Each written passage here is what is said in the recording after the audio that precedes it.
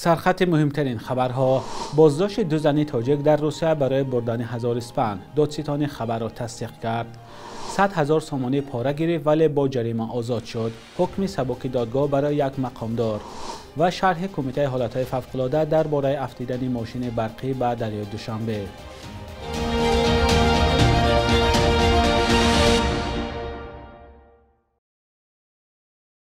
سلام بینندگان عزیز، با تازه ترین خبرهای تاجیکستان و جهان در خدمت شما هستیم. امروز 22 آگوست سال 2025 است.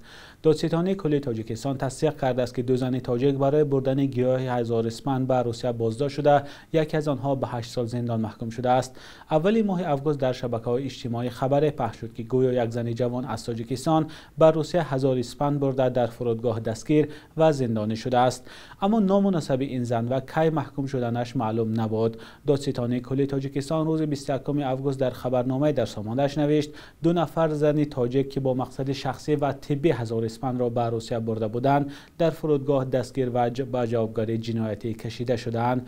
دادستان کلی تاجیکستان گفته است که یکی از این زنها برای انتقال مواد مخدر یا ماده‌های پسیخوتراپی و گذراندن رستنی دارای مواد مخدر از مرز روسیه به 8 سال زندان محکوم شده است. سرنوشت زن دیگر معلوم نیست. دادستان کلی تاجیکستان درباره دو زن تاجیک که برای بردن 1000 اسپند به روسیه دستگیر شدند معلومات زیادی نشر نکرده است.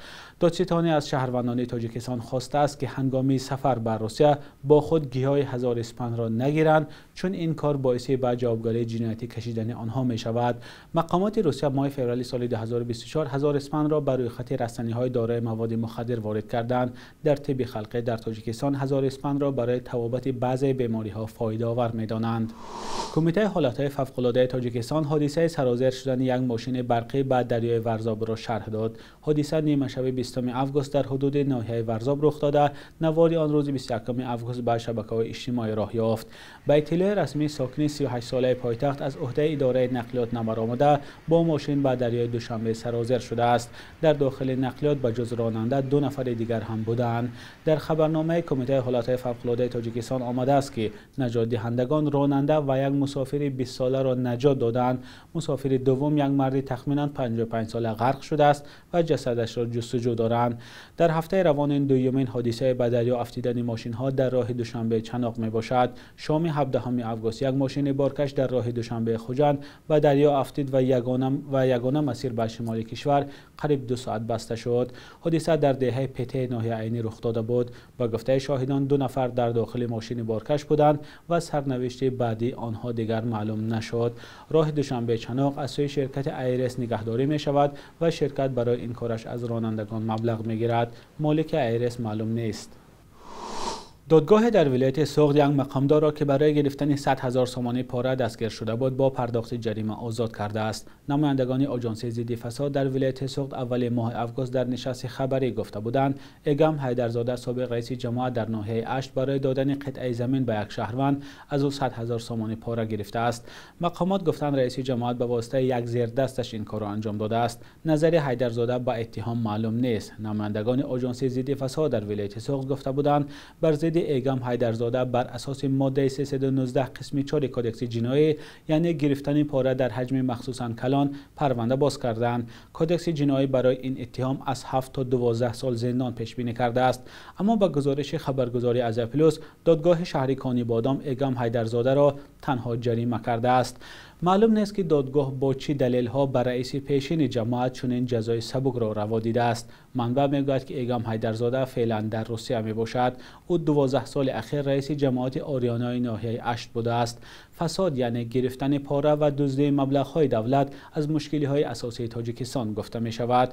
ساکنان بارها شکایت کردند که بی دادن پاره کارشان در اداره های دولتی سر وقت انجام نمی شود.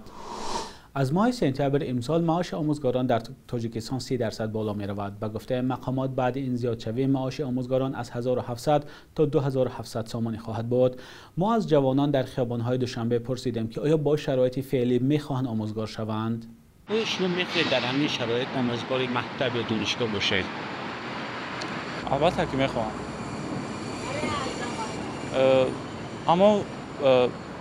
اما من در دانشگاه در دیگه ساحه خونده شدم. من در آینده میخواهم که اکونومیست شوم. اقتصاد چیه؟ سوغورتا استیگه باز همه گفت درباره سومای آلیکای پاس راستش نمیدونم چند سوم 10,000 به فکر. خب معلمان از ماه سپتامبر معاششون زیاد میشه، قریب 3000 سوم میشه. 3000 خیلی ممکن و اگر اولیک بالا شود دیگه بچه‌ها رو همون فکر میکنن. بعد ответственность большая. معلم یا خود معلمی 30 طلبه 40 طلبه دیگه حضوری هر کس نمیرسه. بعد جوانای خود نازی هر کس بسیار خیلی خولیگان مثال گوش نمیکنن غم میتن. او معلمان یک تایم ما خدمت خوندگیم بسیار خریگری میکنن، بچه‌های خوبشان هستن. خیلی معلم خودش توقعه دکتری خواندستم. چرا رشته معلمی رو انتخاب نکردید کسب؟ برای اینکه نمیدونم، چون که دکتری بول چیتر востребование чем معلمگی. بعضیا میگن که معاش کمش سبب میشه که آدمو معلم شدن نمیخوان. ممکن معاش کمش هم سببش باشد، نمیدونم راستیگه. مثلا از این صنف شما چند کس معلمی سپارید؟ از صنف ما راستیگه همه دکتری سپردن، یگان کس معلمی نسپرده است. چرا اینطور؟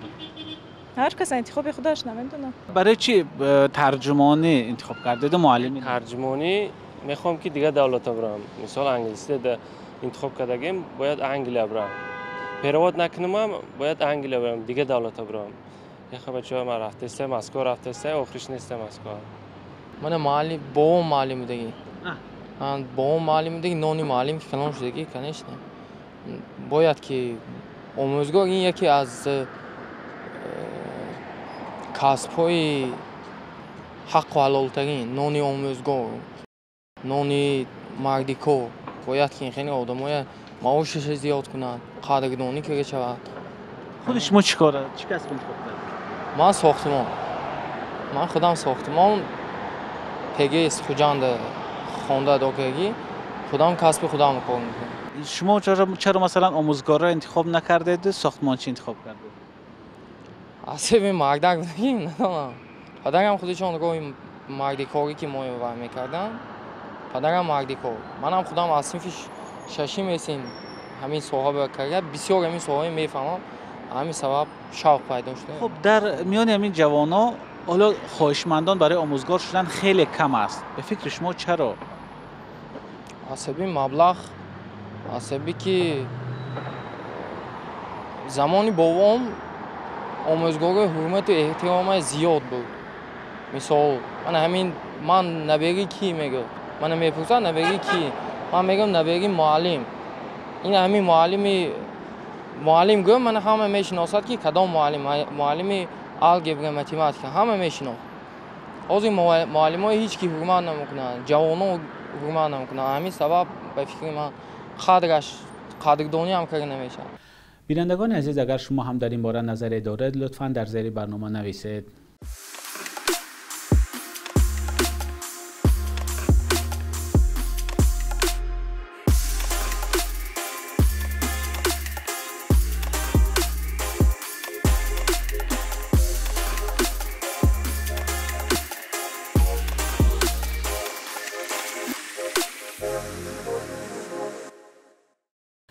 شروع از ماه سپتامبر در همه تلفن و پلنشت هایی که در روسیه فروخته می شوند نصب پیام رسانی مکس و مغازه برنامه های رستاری حتمی است. از جمله شرکت اپل نیز عهدهدار شده است که در تلفن های همراه خود این برنامه ها را نصب کند. در این باره حکومت روسیه ضمن یک خبرنامه گزارش داده از قانون داخلدار در این باره ماه ایول از سوی رئیس جمهور ولادیمیر پوتین امضا شده بود. فعلا مغازه برنامه‌های رستار در تلفن‌های همراهی که با برنامه اندروید کار می‌کنند پیشکی نصب کرده شده است. برعکس این تلفن‌های شرکت اپل بر روسیه قانونی وارد نمی‌شوند و برای همین مغازه برنامه‌های رستار قبلا در این نمود تلفن ها نصب کردن نمی شود. شرکت اپل هنوز شرح نداده است که طلبات نوی مقامات روسیه را درباره نصب پیشکی پیامرسان دولتی تا کجا اجرا می کند. پیامرسان مکس جایگزینی ضمیمه ویکا مسنجر است که از سوی شرکت نزدیک به دولت ساخته شده است. قبلا در روسیه قانون قبول شده بود که به پیامرسان مکس در برابر برنامه‌های واتساپ و تلگرام یک قطار امتیازها داده بود. هفته روان مقامات روسیه زنگ زدن از طریق پیامرسان‌های واتساپ و تلگرام را در حدود روسیه محدود کردند. بخش یک روز تاریخ است که مهمترین تحولات تاریخی در روز 22 آگوست را فرا می‌گیرد.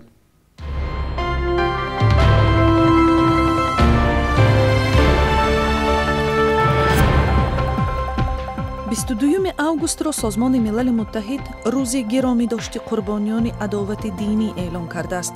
Ин сана ба хотири ёдбуди қурбониёни хушунат ба хотири бовар ва эътиқодҳои мазҳабияшон таъсис додааст, ки ҳамасола дар бисёр кунҷу канори ҷаҳон боиси қатли даҳу нафар мешавад. ҳадаф аз ин сана аз байн бурдани адовату бадбинии миёни гурӯҳҳои мухталифи динӣ ва тарбияи эҳсоси эҳтиром ва таҳаммулпазирӣ ба фарҳангу суннатҳои гурӯҳҳои мухталифи қавмиву мазҳабӣ аст. 22 августи соли 2012 дар шаҳри Хорух яке аз раҳбарони ғайрирасмии вилояти мухтори Кӯҳистони Бадахшон Имомназар Имомназаров кушта шуд. ҳамлагарони ношинос ба хонаи ӯ 2 норинҷак партофтанд. мақомот гуфтанд Имомназаров низ дар куштори генерал Абдулло Назаров, раиси Кумитаи давлатии амнияти миллии Тоҷикистон дар вилояти Бадахшон даст дорад. худи Имомназаров ин иттиҳомотро рад карда гуфта буд, ки мехоҳад вилояти Бадахшонро як макони ори аз коррупсияву беназмиҳо бинад. моҳи августи соли 2002 дар шаҳри Прага нависанда ва журналисти собиқадори радиои Озоди Салими Аюбзод китоби навашро дар бораи таърихи қарни 20 Тоҷикистон аз чоп баровард. ин асар яке аз кӯшишҳои дигар ба бознигарӣ ва бозҷӯйиҳо дар таърихи зиёда аз 100 соли тоҷикон аз давраи истилои Русия то истиқлолияти давлатии Тоҷикистон мебошад. муаллиф гуфтааст, бо истифода аз маъхазҳои нодири таърихӣ, назари таърихшиносони шинохта ва суҳбати шоҳидони айнӣ ба хеле аз ногуфтаҳову нимгуфтаҳои таърихи беш аз 100-солаи мардуми тоҷик рӯшанӣ афканд. شبانه روز اخیر قرب دلار آمریکایی در برابر اسعار ملی سامانه به طور نظررس بالا رفته. ارزش روبل روسی باشد به تغییر است. صبح امروز در بانک تجارتی تاجیکستان 1000 روبل روسی به 115 سامانه برابر است. 100 دلار آمریکایی باشد تا 950 سامانه ارزش دارد. قرب رسمی بانک ملی تاجیکستان برای 22 آگوست چنین تعیین شده است.